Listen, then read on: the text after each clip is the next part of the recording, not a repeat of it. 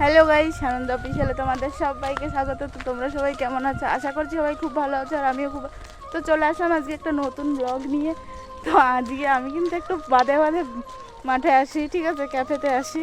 তো আজকে একটু তাড়াতাড়ি আসলাম, তার কারণ হচ্ছে এই যে সন্দীপের মা, মানে আমার মামি গরু নিয়ে যায়, ঠিক আছে। এই যে আমাদের দুটো গরু, এই গরু দুটো নিয়ে ঘাস খাওয়াতে নিয়ে যায়। তো সেই কারণে দুজন গল্প করতে করতে করতে আসবো।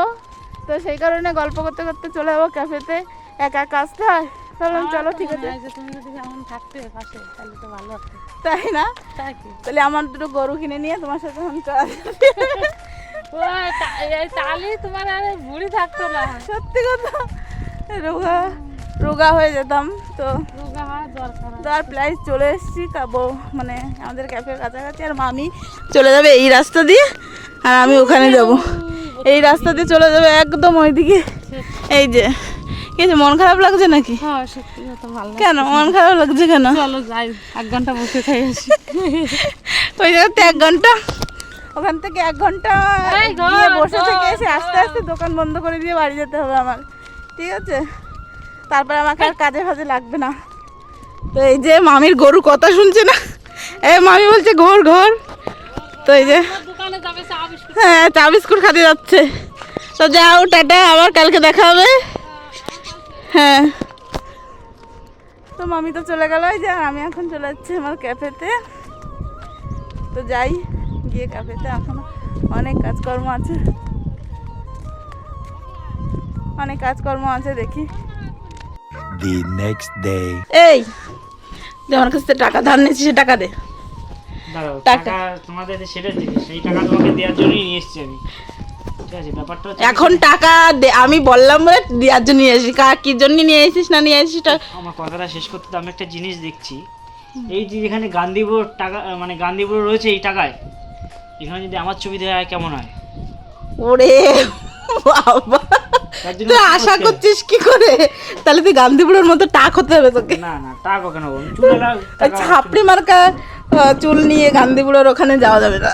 তাই হুম, শোনা, মালটা মরিয়ে গেছে কিন্তু টাকায় বাঁচিয়ে রয়েছে মাল।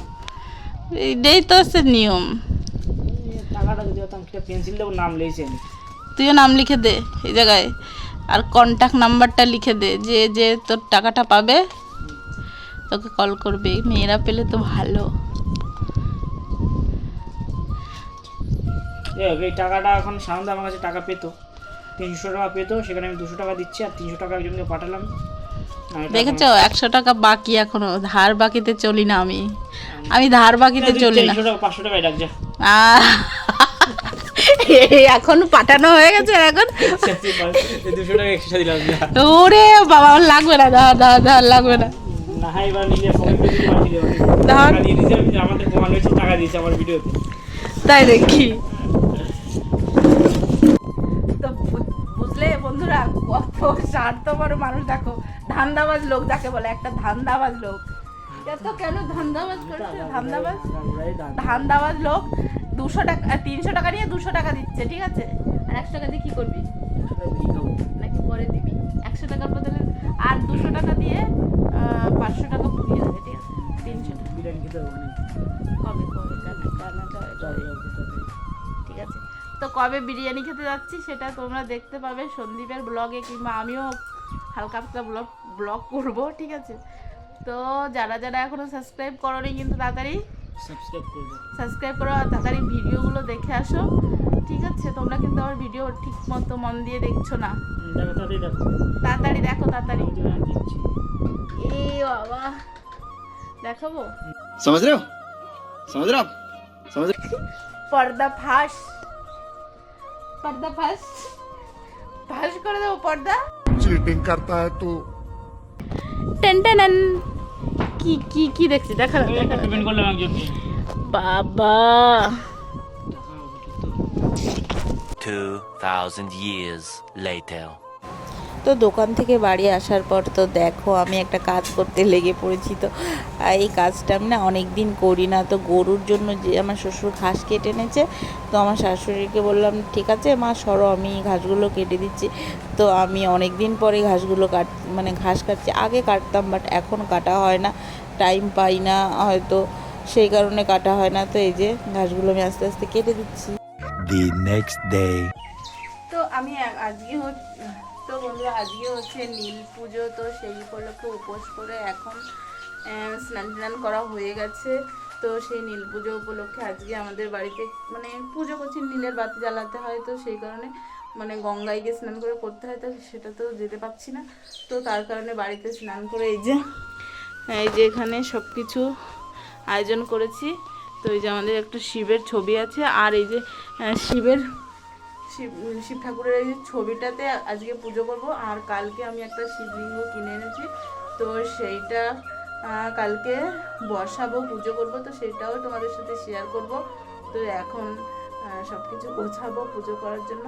তো চলো তোমরা ভিডিওটা লাস্ট পর্যন্ত দেখতে থাকো। কি এখানে সব গোছানো হয়ে গেছে, যে ঠাকুরকে খাবার দিয়েছি। আর এই যে এখানে আমার শাশুড়ি চন্দন বাটছে, আর এদিকে এই যে সব গুছিয়ে দিয়েছি। তো এখন এই যে মোমবাতিগুলো এখানে জ্বালিয়ে দেবো, তারপরে হয়ে যাবে। তো মোমবাতিগুলো জ্বালানো হয়ে গেলে আমাদের পুজো কমপ্লিট হয়ে যাবে। তো চলো তো পুজো দেওয়া হয়ে গেছে, আর এখানে মোমবাতিগুলো আমি আগে সাজিয়ে দিচ্ছি। আর এখানে কিন্তু প্রথমে আমি মোমবাতি জ্বালাচ্ছিলাম, আর আমি 3টে মোমবাতি জ্বালিয়েছি, যেহেতু আমাদের বাড়িতে 3টে বাচ্চা, তো সেই কারণে আমার মেয়ের জন্য একটা, আর আবির আর রূপমের জন্য একটা। আর রূপম পূজা উপোস থাকতে পারেনি, তার কারণ পূজার একটু শরীরটা খারাপ ছিল, তো সেই কারণে পূজা উপোস ছিল না। তো প্রথমে আমি মোমবাতিগুলো ধরিয়ে নিচ্ছি, তারপরে আমার একটা ননদ এসেছিলো, ও আমাদের বাড়িতেই নীলের উপোস করেছে, তারপর ও ধরাবে, তারপর আমার শাশুড়ি। তো বন্ধুরা আজকের ভিডিওটা এই পর্যন্ত। যদি ভিডিওটা ভালো লাগে like comment share and subscribe করে আমার পাশে থেকেও। দেখা হচ্ছে নতুন কোনো ভিডিওর সাথে, তখন টাটা বাই, টেক কেয়ার।